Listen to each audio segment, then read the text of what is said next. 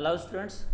तो एक बार फिर से कार्डियोवास्कुलर सिस्टम के जो क्वेश्चन आंसर है उनका डिस्कशन करते हैं। स्टूडेंट्स, फर्स्ट क्वेश्चन है the period of ventricular contraction, यानी कि वेंट्रिकुलर कॉन्ट्रैक्शन का जो पीरियड है उसके बारे में बात कर रहे हैं। इज कॉल्ड, वेंट्रिकुलर कॉन्ट्रैक्शन के पीरियड को किस नाम से बुलाते हैं? Where is the period of ventricular relaxation, तो वेंट्रिकुलर रिलैक्सेशन जो है उसको आप किस नाम से बुलाते हैं?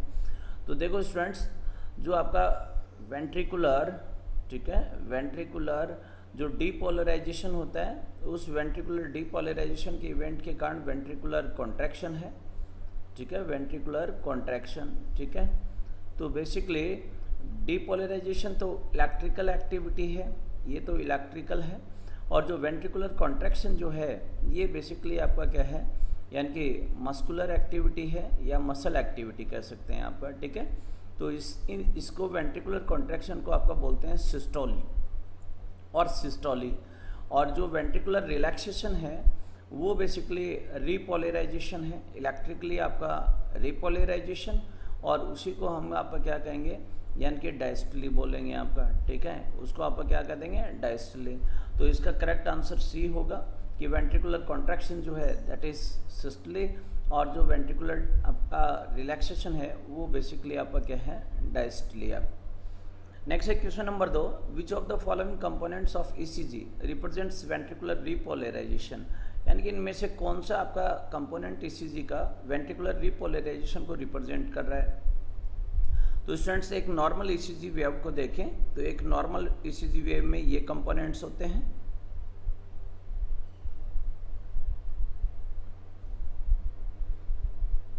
अब ये पी वेव है स्टूडेंट्स, ये क्यूआरएस कॉम्प्लेक्स हो गया, क्यूआरएस कॉम्प्लेक्स, और ये टी वेव है।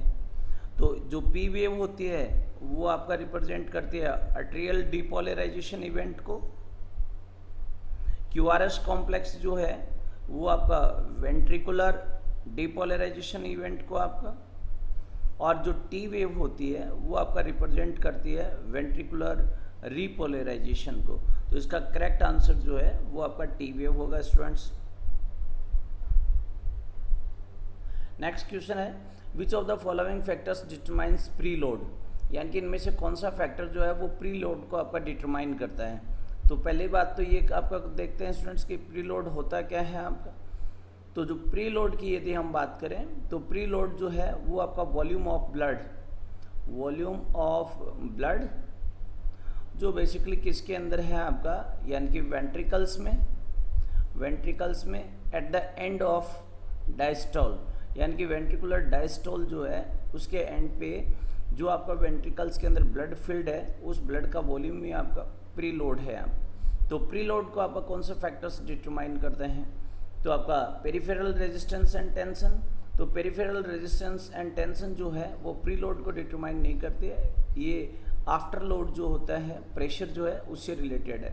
And diastolic volume and and systolic volume, end systolic volume आपका प्री लोड को डिटरमाइन नहीं करता है। पैरासिम्पैथेटिक एक्टिविटी ऑफ वेंट्रिकल्स नहीं। Heart rate and Venus return, तो ये करेक्ट आंसर है। Heart rate and Venus return जो है वो प्री लोड को आपका डिटरमाइन करेगा। यदि विनस रिटर्न आपका हाई होगा तो बेसिकली प्री लोड भी आपका क्या होगा स्टूडेंट्स, हाई होगा आपका।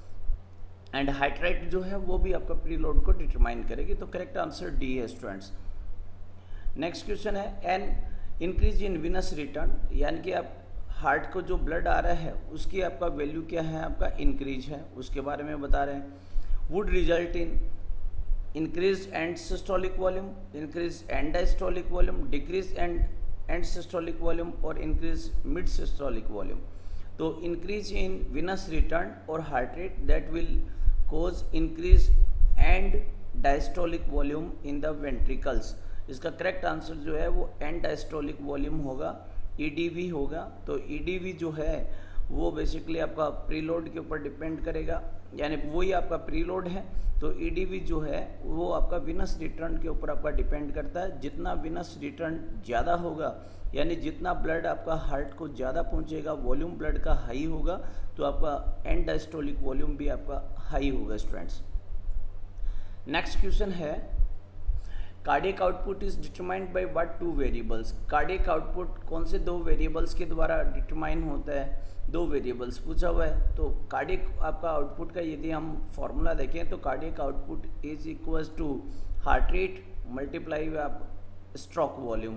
तो कार्डियक आउटपुट हार्ट रेट और स्ट्रोक वॉल्यूम के ऊपर डिपेंड करता है। अब इस फॉर्मूले के अनुसार देखते हैं end diastolic volume end systolic volume.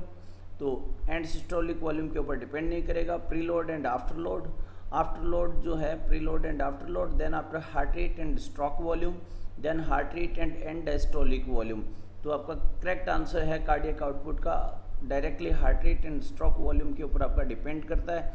Heart rate आपका इंक्रीज होगी तो कार्डियक आउटपुट इंक्रीज होगा, स्ट्रोक वॉल्यूम आपका इंक्रीज होगा तो भी आपका यानी कि कार्डियक आउटपुट इंक्रीज होगा। तो इसमें करेक्ट आंसर जो है ऑप्शंस के हिसाब से heart rate and stroke volume होगा स्टूडेंट्स।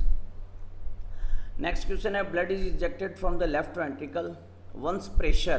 तो आपका लेफ्ट वेंट्रिकल से ब्लड जो है वो आपका इजेक्ट होता है, यानी कि आपका अयोर्टा के अंदर, ये जो आपका लेफ्ट वेंट्रिकल है उस लेफ्ट वेंट्रिकल से आप किसके अंदर आपका एंटर करेगा ब्लड, अयोर्टा के अंदर एंटर करेगा। कब एंटर करता है? ए ऑप्शन है ventricle is greater than pressure within the aorta. Once pressure within the ventricle is greater than pressure within the aorta, once pressure within the ventricle is less that pressure within the aorta, then pressure in ventricle is greater than pressure within the pulmonary artery, or ventricle is less than pressure within the pulmonary artery. तो left ventricle से blood eject तब करता है जब ventricle का pressure अयोर्टा के pressure से high होता है। ए ऑप्शन इसका करेक्ट है स्टूडेंट्स। नेक्स्ट क्वेश्चन है what two major regions of the heart contains concentration of pacemaker cells, यानी हार्ट के कौन से दो आपका रीजन्स हैं जिनके अंदर पेसमेकर सेल्स जो हैं उनका नंबर जो है कॉन्सेंट्रेशन है वो आप हाई है।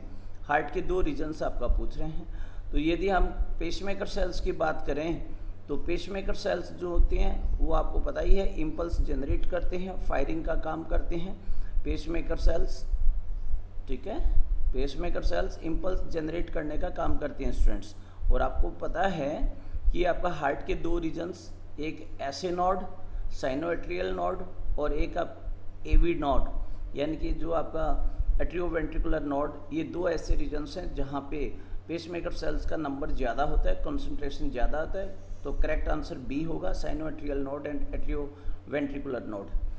अगला क्वेश्चन है the T Q segment is the time from the end of the T wave to the beginning of the Q R S complex. यानी कि ईसीजी देखते हैं, ये ईसीजी का पी वेव, उसके बाद में ये क्यू आर एस कॉम्प्लेक्स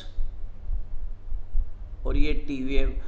अब ये कह रहा है टी क्यू सिगमेंट, तो ये पी है, ये क्यू आर एस और ये टी। तो यहाँ से टी से स्टार्ट करके बता रहा है कि टी से स्टार्ट करके और आपका कहाँ तक का, आपका क्यू तक का, तो यहाँ तक का, ये इसकी बात कर रहा है कि टी से स्टार्ट हुआ और क्यू तक, ठीक है। Beginning of the Q R S complex which measures the time, तो ये बेसिकली कौन सा आपका टाइम है of atrial systole, atrial systole तो नहीं है आप, between heart beats, of ventricular systole और of ventricular diastole.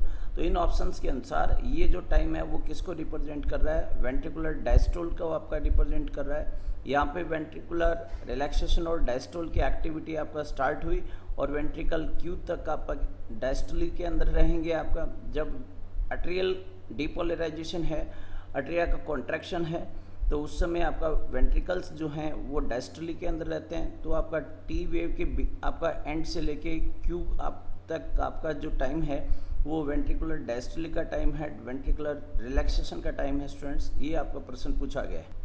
Next question है which of the following is the correct conduction pathway through the heart. Heart का करेक्ट कंडक्शन पाथवे क्या होता है? तो कंडक्शन पाथवे की यदि हम बात करें तो एसे नोड से आपका जो इम्पल्स है वो एट्रियल नोडल फाइबर्स के द्वारा एट्रिया की मायोकार्डियम के अंदर, और उसके बाद में जो नोडल फाइबर्स हैं उन नोडल फाइबर से जो आपका इम्पल्स हैं वो किसके अंदर एंटर करेंगे, एवी नोड के अंदर, और एवी नोड से जो इम्पल्स हैं वो एंटर करते हैं बंडल ऑफ हिज के अंदर, यानी कि बंडल के अंदर, बंडल ऑफ हीज, और बंडल ऑफ हीज से आप किस में एंटर करेंगे, राइट बंडल ब्रांच एंड आप लेफ्ट बंडल ब्रांच के अंदर, और बंडल ब्रांचेस से आप किस में चली जाएंगी, परकिंजे फाइबर्स के अंदर, जो वेंट्रिकल्स की जो माइकार्डियम है उसमें सिचुएटेड है। तो इस पाथवे को देखें तो इसका करेक्ट आंसर है एसए नोड। एसए नोड से इम्पल्स आपका ट्रैवल करेगी एवी नोड को, एवी नोड से एवी बंडल यानी बंडल ऑफ हीज, उसके बाद में bundle branches right and left, और उसके बाद में परकिंजे फाइबर्स। तो इसका करेक्ट आंसर जो है वो सी होगा आपका। ये आप कंडक्शन पाथवे होता है हार्ट के अंदर। नेक्स्ट क्वेश्चन है, in what phase is the cardiac cycle. Cardiac cycle की बात की गई है, AV valves are open and semilunar valves are closed. तो कार्डियक साइकिल के अंदर देखा जाए तो एक तो बेसिकली आर्ट्रियल सिस्टली है, एक आपका वेंट्रिकुलर सिस्टली है, वेंट्रिकुलर सिस्टली, और उसके बाद में जॉइंट आपका यानी कि डायस्टली है, ठीक है, जॉइंट डायस्टली। ये तीन आपका मुख्य इवेंट हैं, ठीक है। तो ये कह रहा है कि एवी वाल्स आर ओपन, तो जो एट्रियल सिस्टली की आपका इवेंट होती है, एट्रिया का डीपोलराइजेशन होता है, तो एवी वाल्स ओपन हो जाते हैं, और उसमें सेमी लूनर वाल्स आपका क्या रहेंगे, क्लोज्ड रहेंगे। सेमी लूनर वाल्स यानी कि पल्मोनरी जो आर्टरी होती है उसकी ओपनिंग के ऊपर वाल, और अयोर्टा की ओपनिंग के ऊपर वाल हैं, ये बेसिकली सेमी लूनर वाल हैं, यानी अयोर्टिक वाल और पल्मोनिक वाल। और एवी वाल जो होते हैं, एक आपका बाइकस्पिड यानी कि मिट्रल वाल, और दूसरा आपका ट्राइकस्पिड यानी कि आपका जो राइट अट्रिया और राइट वेंट्रिकल के बीच में। तो ये वाल आपका ओपन होते हैं। तो ये वाल जब ओपन होंगे तो अट्रिया से ब्लड किस में एंटर करेगा, आपका वेंट्रिकल्स के अंदर। तो कार्डियक साइकिल में एवी वाल्स कब ओपन रहेंगे, सेमीलूनर वाल्स आर कब क्लोज रहेंगे। तो इसका आंसर है अट्रियल कॉन्ट्रैक्शन की एक्टिविटी के दौरान। नेक्स्ट क्वेश्चन है, the volume of blood that is pumped by the heart every minute is determined by the equation. Every minute heart से जो आपका ब्लड पंप होता है वो कौन सी इक्वेशन के द्वारा डिटरमाइन होता है। तो ये एक्चुअली किसके बारे में पूछ रहा है, कार्डियक आउटपुट के बारे में। तो कार्डियक आउटपुट जो है वो basically heart rate multiply by stroke volume. Students correct answer जो है वो बी होगा। During which phase of the cardiac cycle are all four heart valves are open. Cardiac cycle की कौन सी फेज में हार्ट के चारों जो आपका वाल्स हैं वो ओपन रहते हैं। तो आपका कोई भी ऐसी आपका फेज नहीं होती है जिसके अंदर चारों ओपन रहते हैं। तो इसका आंसर जो है वो नन ऑफ द अबव होगा स्टूडेंट्स। नेक्स्ट है, the high compliance of veins allows them, यानी वेन्स जो हैं उनकी हाई जो आपका कंप्लाइंस जो है वो उनको अलाउ करती है। Rapidly change central venous pressure with small changes in blood volume, acts as pressure reservoir, provide driving force for the movement of blood through the vasculature during the diastole, और then after accommodate large volumes of blood with little change in pressure। इसका correct answer students D होगा। दे accommodate large volumes of blood, इसीलिए उनको क्या बोला गया है, lack of blood. जो वेन्स हैं उनके लिए आपका यूज करते हैं कि वो लैक ऑफ क्या है, ब्लड है। With little changes in pressure, तो आपका बहुत ही कम प्रेशर में चेंज होता है, क्योंकि जो डायस्टोलिक प्रेशर होता है डीबीपी होता है उसमें बहुत कम आपका चेंज है। तो इसका करेक्ट आंसर डी है students. An increase in heart rate can be mediated through which of the following, यानी कि हार्ट रेट के ऊपर इनका कौन से का इम्पैक्ट होगा। Decrease in parasympathetic nerves activity only, A decrease in sympathetic activity only, then after an increase in parasympathetic activity and decrease in sympathetic activity, a decrease in parasympathetic activity and increase in sympathetic activity। तो इसका जो correct answer है वो basically D होगा। Decrease in parasympathetic activity and increase in sympathetic activity that will increase the heart rate. Heart rate जो है वो basically आपका क्या होगी, इंक्रीज होगी। नेक्स्ट क्वेश्चन है, the long term regulation of arterial blood pressure involves. Long term arterial blood pressure को आपका कौन आपका यहाँ पे कंट्रोल कर रहा है। Release of hormones over a period of minutes, stimulation of an increase urine flow through the kidney, control of peripheral resistance, control of blood volume by the kidneys. तो स्टूडेंट्स इसका करेक्ट आंसर जो है वो आपका D होगा, यानी कि जो किडनीज हैं वो आपका they control the blood of volume that controls the long term regulation, long term आपका आर्टीरियल ब्लड प्रेशर। तो करेक्ट आंसर जो है वो डी है। आप पढ़ते ही हैं कि किडनी जो है वो हमारी बॉडी के अंदर ब्लड का जो प्रेशर है उसको भी मेंटेन करने का फंक्शन करता है। तो करेक्ट आंसर डी है। Mean arterial pressure can be increase by all of the following. तो मीन आर्टीरियल प्रेशर के बारे में बात कर रहे हैं कि वो आप can be increase by all of the following. तो decreasing end diastolic volume, increasing venous return, increasing blood volume और increasing sympathetic activity. Sympathetic activity increase होगा तो HR इंक्रीज होगा, तो प्रेशर इंक्रीज होगा। विनस रिटर्न आपका यदि हाई होगा तो प्रीलोड हाई होगा, प्रीलोड हाई होगा तो प्रेशर ज़्यादा होगा, और ब्लड का वॉल्यूम यदि हाई है तब भी आपका वॉल्यूम हाई है तो भी आपका प्रेशर क्या होगा, आपका हाई होगा स्टूडेंट्स। तो तीनों डिटरमाइन कर रहे हैं। डिक्रीजिंग एंड डायस्टोलिक वॉल्यूम्स, यानी कि हार्ट के चेम्बर्स के पास में सफिशिएंट अमाउंट में ब्लड आपका पंप करने के लिए नहीं है, वॉल्यूम आपका क्या है, कम है, तो बेसिकली आपका प्रेशर भी आपका नहीं होगा। तो आपका ए जो है वो करेक्ट आंसर है। ये तीनों आपका मीन आर्टीरियल प्रेशर को आपका इंक्रीज करते हैं, ये आपका डिक्रीज करता है। नेक्स्ट क्वेश्चन है which of the following doesn't apply to arterioles. कौन सा स्टेटमेंट आर्टीरियल्स के लिए अप्लाई नहीं होता है। तो जो आर्टरी हैं, आर्टरी की जो ब्रांच होती हैं उनको हम क्या कहेंगे, आर्टीरियल्स। तो participate in regulation of arterial blood pressure, act as pressure reservoir for maintaining blood flow during ventricular relaxation, major sites of resistance to flow, responsible for regulating the pattern of blood flow distribution to the various organs। तो इसका correct answer B होगा, act as a pressure reservoir. ये pressure reservoir नहीं होते हैं arterioles, for maintaining blood flow during the ventricular relaxation. तो ventricular relaxation के दौरान प्रेशर रिजर्वियर की तरह आर्टीरियल्स काम नहीं करते हैं। ये आपका बी स्टेटमेंट आपका गलत है स्टूडेंट्स। बाकी जो आर्टीरियल्स हैं वो तीनों आपका फंक्शन करते हैं। नेक्स्ट क्वेश्चन है acetyl choline causes of bronchioles via receptors. तो एसिटाइल कोलिन जो है वो न्यूरोट्रांसमीटर है स्टूडेंट्स, और एसिटाइल कोलिन आपका न्यूरोट्रांसमीटर इनमें से ब्रोंकियल स्मूथ मसल्स के ऊपर कैसे काम कर रहा है, ये बात पूछी गई है। तो एसिटाइल कोलिन जो हैं दे कॉजेज कॉन्स्ट्रिक्शन ऑफ ब्रोंक्यूल्स। जो आपका ब्रोंक्यूल्स हैं उनके आपका क्या करते हैं, कॉन्स्ट्रिक्शन कोज करते हैं वाया रिसेप्टर्स। तो मस्केराइनिक कोलिनर्जिक रिसेप्टर्स। तो बेसिकली आपका जो ब्रोंकियल हैं उनकी जो स्मूथ मसल सेल्स होती हैं उनके ऊपर आपका रिसेप्टर्स प्रेजेंट है, और रिसेप्टर्स को आपका क्या बोल देते हैं, यानी कि मस्केराइनिक रिसेप्टर्स। और ये मस्केराइनिक रिसेप्टर्स के साथ में जब एसिटाइल कोलिन बाइंड करता है तो स्मूथ मसल्स के अंदर आपका कॉन्ट्रैक्शन होता है। स्मूथ मसल्स के कॉन्ट्रैक्शन के कारण ब्रोंकियल्स का क्या होगा, कॉन्स्ट्रिक्शन होगा, यानी कि एयर आपका कम एंटर करेगी।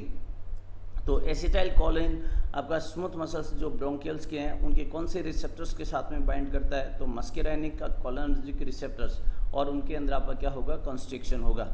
यदि NMJ है यानी कि न्यूरोमस्कुलर जंक्शन, तो आपका जो पोस्ट सिनेप्टिक मेम्ब्रेन होती है उसके ऊपर निकोटिनिक रिसेप्टर्स होते हैं, निकोटिनिक रिसेप्टर्स, और उनके साथ में आपका क्या करेगा, बाइंड करेगा।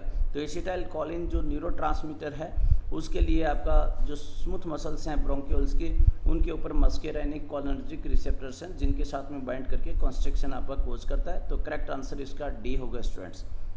नेक्स्ट क्वेश्चन है द एयर कंडक्शन पाथवेज। तो एयर कंडक्शन पाथवे के बारे में बात कर रहे हैं। तो एयर कंडक्शन पाथवे आपका क्या हो गया, यानी कि नेशल कैविटी, और नेशल कैविटी के बाद में यदि हम देखें तो फेरिंग्स, और फेरिंग्स के बाद में लैरिंग्स, लैरिंग्स के बाद में स्टूडेंट्स ट्रेकिया, उसके बाद में ब्रोंकाई।